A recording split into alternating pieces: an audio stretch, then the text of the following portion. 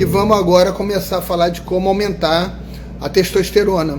Para aumentar a testosterona, nós temos vários conjuntos de medidas.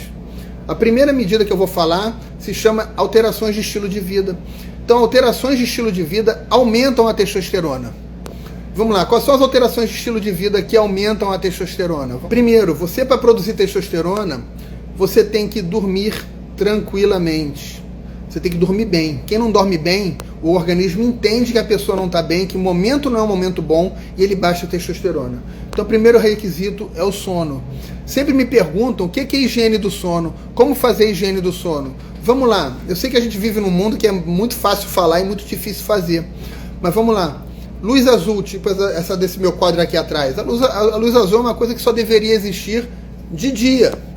Então a luz azul que vem nas telas de celulares, que vem nas televisões, ela diminui a nossa produção de melatonina, piorando o nosso sono. E isso faz com que, piorando o nosso sono, isso faz com que a gente produza menos testosterona porque a gente dormiu mal. Aí vamos lá, mais alguma coisa de higiene do sono. Geralmente o que se espera é que à noite a temperatura baixe. Então você resfriar o seu corpo, por exemplo, com um banho fresco antes de dormir, isso faz com que seu corpo produza mais melatonina e no dia seguinte você vai produzir mais testosterona. Outras coisas de higiene do sono. Tem algumas coisas bobas que pouca gente imagina, mas você não deve, por exemplo, deitar na cama e fechar o olho. Deita na cama, conversa com a sua esposa, com o seu esposo, ou então fica pensando na vida de olho aberto, que o sono vem.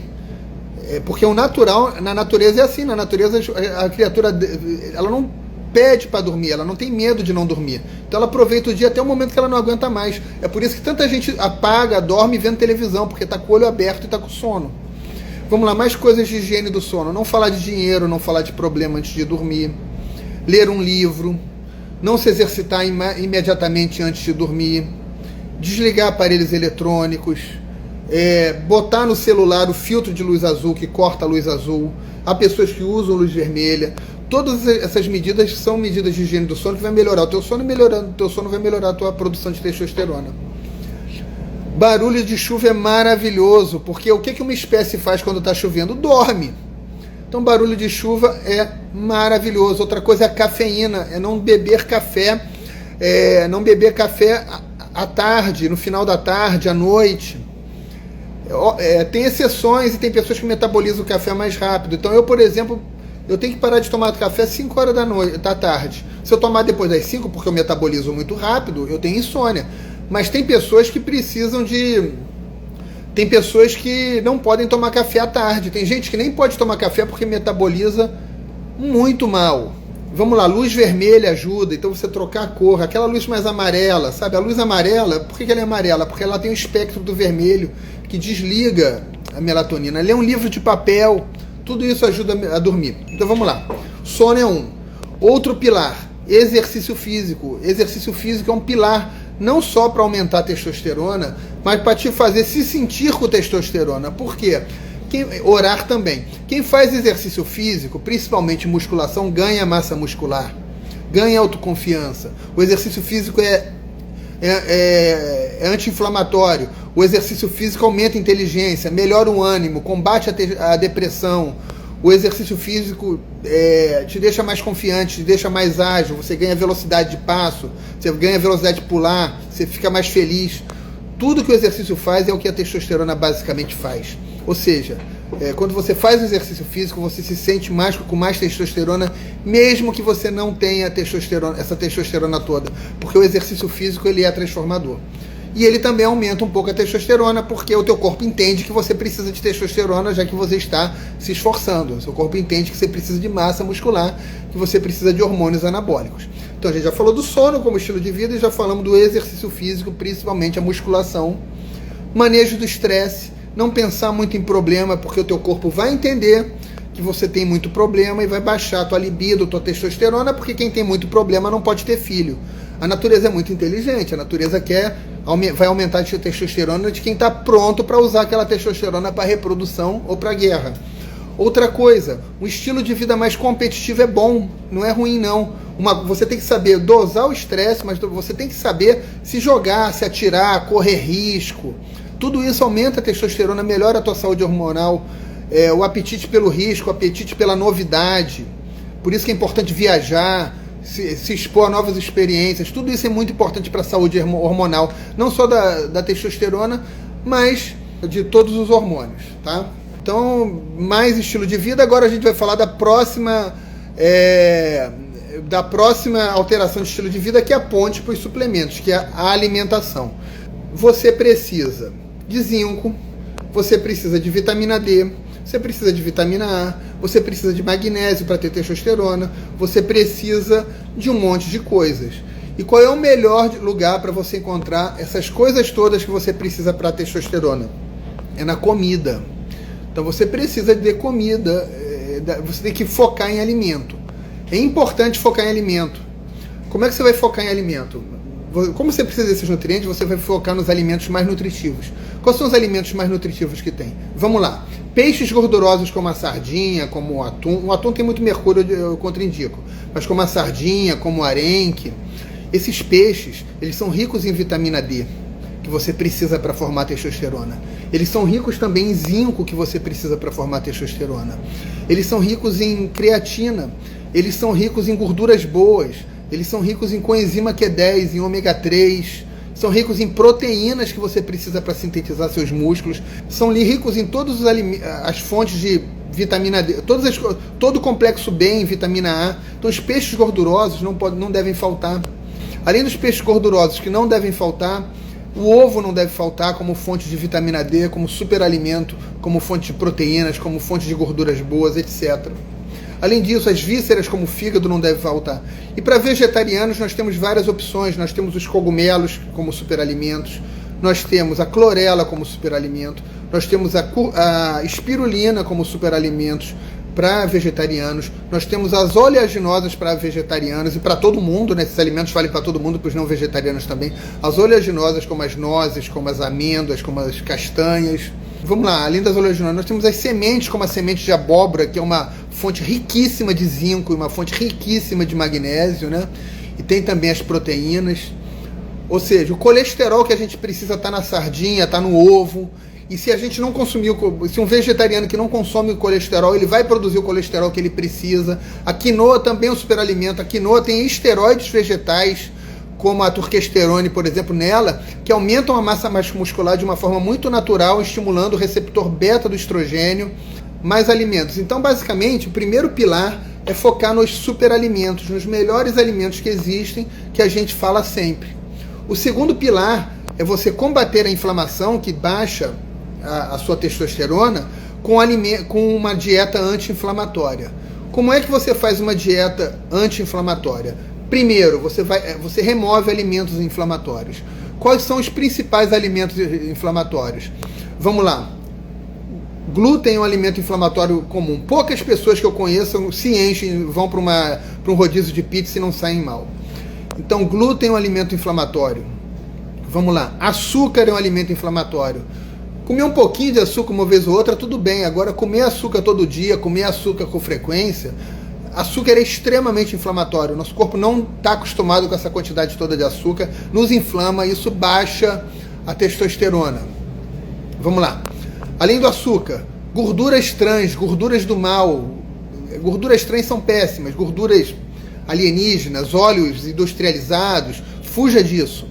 Além disso, fuja de alimentos ultraprocessados. Alimentos ultraprocessados frequentemente são vazios de nutrientes e são extremamente... Para muita gente, o leite para muita gente é inflamatório.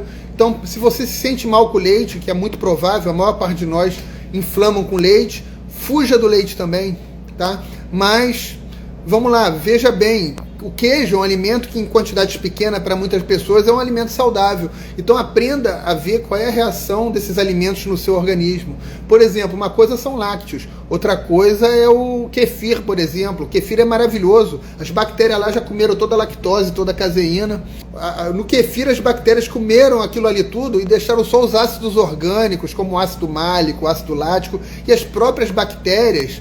É o que torna o kefir um alimento, um superalimento. O kefir é maravilhoso, porque o kefir ele não só nutre o nosso corpo com bactérias do bem, e muitas bactérias do bem, um número muito maior do que vocês vão encontrar num suplemento. Bactérias que a gente nem estudou ainda, mas que são boas. Mas o kefir também nutre com ácidos orgânicos que estimulam mitocôndrias, que são anti-inflamatórios, que mudam a expressão dos nossos genes. E o kefir, ele melhora a absorção de cálcio, melhora a absorção de ferro, de magnésio. Ou seja, kefir é um exemplo maravilhoso, só para a gente entender que não tem que demonizar. Pensem com a própria cabeça. Não tem que pensar igual robozinho. Não é porque o Dr. Christian falou que vocês vão acreditar. Olhem para o corpo de vocês, olhem para como o corpo de vocês reage. O álcool em excesso é péssimo. Mas também, com toda sinceridade, eu não me incluo, eu não costumo tomar um chopp, é raríssimo eu tomar um chopp. Acontece, mas é raro. Mas eu conheço pessoas que tomam um choppinho no fim de semana e isso torna a vida dessas pessoas felizes. Ninguém é impedido de ser feliz.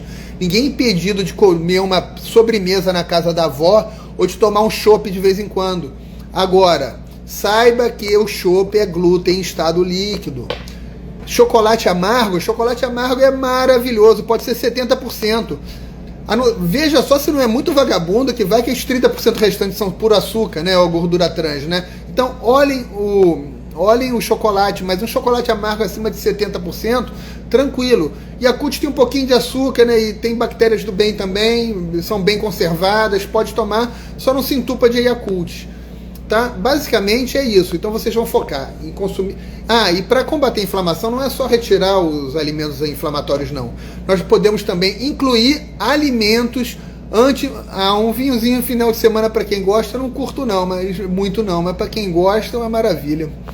Pode tomar um vinho, só não vai se tomar uma garrafa de vinho sempre, né? Que aí tá lascada, né? Mas vamos lá. Além disso, nós temos os alimentos anti-inflamatórios. Não é só o mais importante é você tirar o alimento inflamatório, mas você também pode incluir alimentos anti-inflamatórios. Frutas vermelhas, abacate. O abacate é um alimento maravilhoso para aumentar a testosterona, porque ele é riquíssimo em nutrientes como magnésio, como luteína, porque ele é riquíssimo em gorduras boas. Abacate, e porque ele desinflama. Eu como abacate de manhã com azeite e sal, eu como abacate com limão. Abacate é maravilhoso. Por favor, não me toque abacate com açúcar e leite, que é bizarro, tá? Aveia é um alimento, é um grão, né? É um parente do glúten. Aí o povo fica falando da avenina, mas tenta fazer um pão de aveia, tu vai ver que a avenina não cola tanto quanto o glúten, tá? A aveia é um alimento que para a maior parte das pessoas é saudável. Só que algumas pessoas podem, inclusive, desencadear doenças autoimunes. Basicamente, se você tem uma tendência à autoimunidade, não abuse de aveia ou evite. Se você não tem uma tendência à autoimunidade, mas tem uma família onde as pessoas morrem de câncer, tem muita infecção viral e não tem doenças autoimunes, é provável que a aveia te faça muito bem.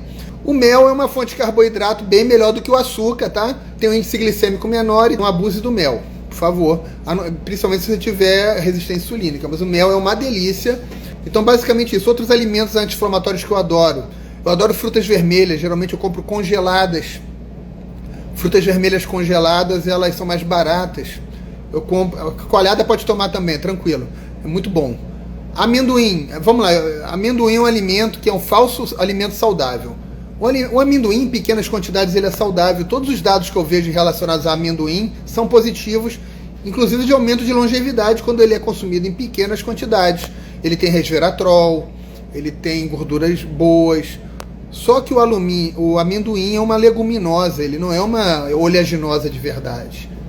Em altas quantidades, ele é cheio de lectinas inflamatórias. O mesmo acontece com a castanha de caju. Então, não abusa de amendoim, não abusa de castanha de caju, são teus falsos alimentos saudáveis. Não é que não sejam saudáveis, mas só em pequenas quantidades. Não abusa não, que pode. Tapioca é açúcar empacotada, tá? Tapioca não é saudável. Frutas vermelhas secas são saudáveis, são anti-inflamatórias, são gostosas. Gergelim é saudável.